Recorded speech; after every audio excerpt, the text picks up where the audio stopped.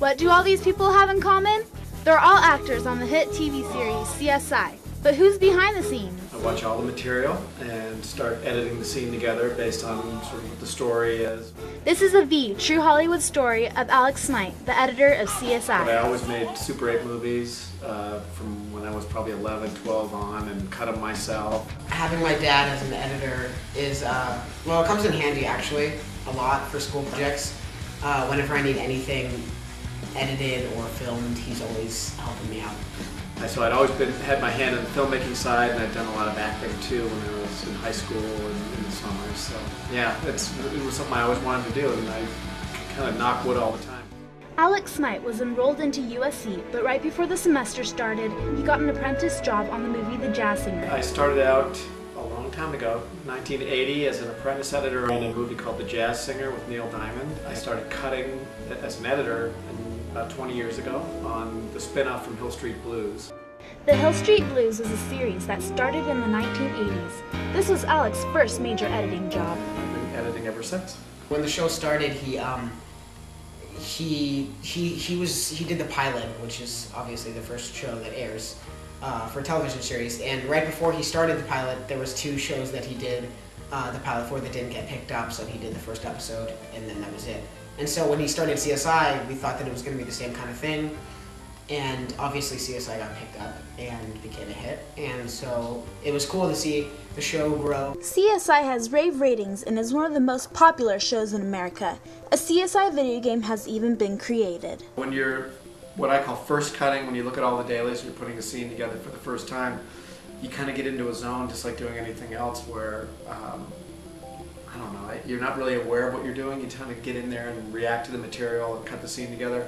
But it's also fun to collaborate with people and work with the producers, and where the issue might be, well, we need to lose some lines in this scene, and how can we figure that out? And then you kind of put on a different hat and sit down and go, you know, we don't need these lines, or we could jump from here to here. And so it's a different set of problem solving. Well, our production schedule is 9 days of shooting, which is, in television, it's sort of about a little bit above average, but for a show like ours where the production values of television shows have gone up a lot, I think in the last 2 or 3 years, 10 years, where they look more and more like movies, where they're expecting a lot of angles and things that it takes a lot of time to shoot.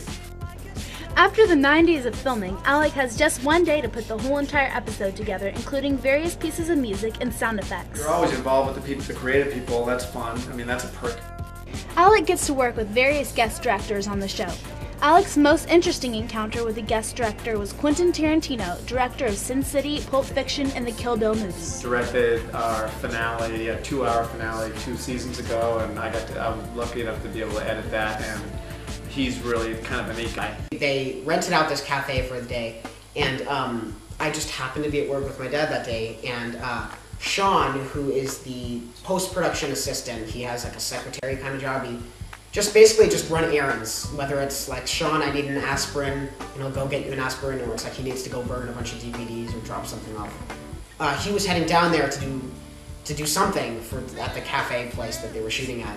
And I didn't even know what they were doing. I just knew that they were shooting there. And I was bored, so I was like, Sean, can I come with you? And he brought me down there. And then I walk in, and John Mayer's up on stage, and he's saying Waiting for the World to Change live. I've been lucky, because a lot of people I know that have gone and worked on movies have had to go on location for 2 or 3 months at a time, and I've never had to do that, which was great, especially when the kids were younger. CSI was first filmed at Santa Clarita Studios, but was later moved to the sound stages at Universal Studios. The first 5 seasons we were right here in Valencia, which was neat, over in the Santa Clarita Studio, so it was 5 minutes back then. But now, last year we moved to Universal, so in the morning it's anywhere from 40 minutes to an hour. The Universal Studios backlot sound stages provide plenty of space to film any scene. We have 4 sound stages at Universal. One of them they used for construction to build sets. 2 of them have our standing sets. One of them is the CSI lab and all that. The other one's the police station in the morgue.